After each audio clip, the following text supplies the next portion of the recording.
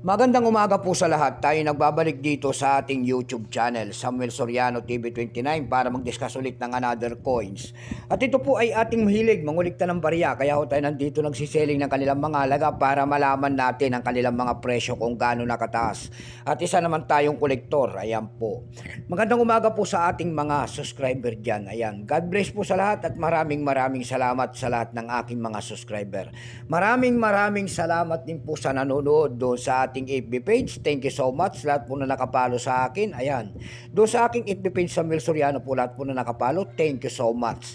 Lalong-lalo na po doon sa mga nagsisend ng star sa akin. Thank you so much po sa inyong lahat.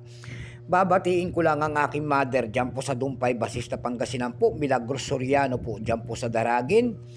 And then lahat po ng Soriano family po dyan, aking binabati po, masantos na kabwasan at si kayo namin. Doon naman po sa parting Quezon Isabela po, sa Monte, Quezon Isabela, lahat po ng Pinto family po, ang aking Uncle Ber. Ber na Bibinuya Pinto po, ang aking uncle dyan sa Monte, Quezon Isabela. At ang aking mga tsuhin dyan na si Melchor, and then Auntie Mercy po, at saka yung kanilang anak si GM po, ayan. At ang aking pinsan na napakatikas po, si Bernard Bilin Pinto, ayan. Masanto sa kabwasan na si kayo namin, insan. Yun naman po, hindi pa po nakapag-subscribe dito sa aking YouTube channel. Anyayaan ko lang sana kayo at malaking tulong na po o bagay ang inyong gagawin tulad na pagpindot ng ating subscribe button, like and share para ma-update ko kayo sa mga latest ko pang gagawin mga video po.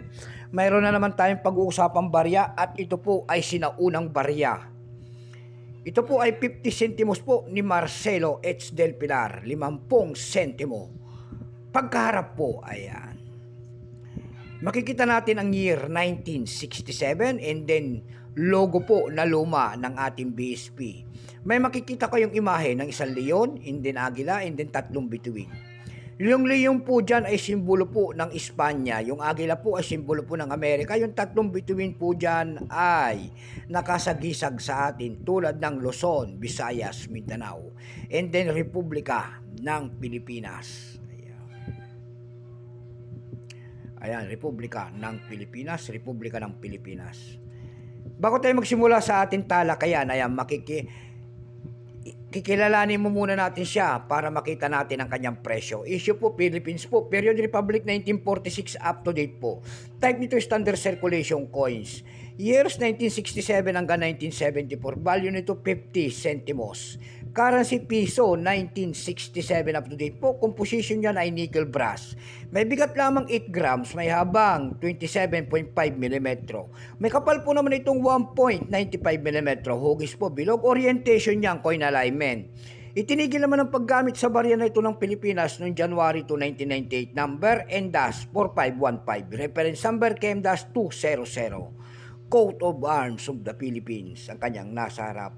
Ito pong year 1967, ito po ay Philadelphia Mint, minted in 1968. Ito po ay 41%. Ayan, kung ilang piraso ang pinagawa ng barya ng Pilipinas sa ating hawak, ito po ay 20 million lamang. May price na po yan doon sa ating numista, binigyan na po ng presyo. Yung kanyang very fine 25, extra fine 49. Ang circulated nito ay 49 pesos. Dako naman tayo sa kanyang presyo. Ayan. Doon sa ating pinakahihintay, ayan po na kanyang presyo. Doon sa ating eb.com na platform, meron tayong nakita nagbebenta doon ito ng rare coins daw. $9.99. Meron rin tayong nakita doon na $9.95. Yung pinakamalit po ay $7.99. Dako naman tayo sa Carousel PH. Sa Carousel PH naman po, may nakita ko tayo nagbebenta doon ng 120 pesos. Nasundan po ito ng 90 pesos, yung pinakamalit po ay 25 pesos. Ayan lamang po ang aking may babahaging kanyang presyo po. Ayan. Sagad na po. Keep safe po sa lahat and God bless.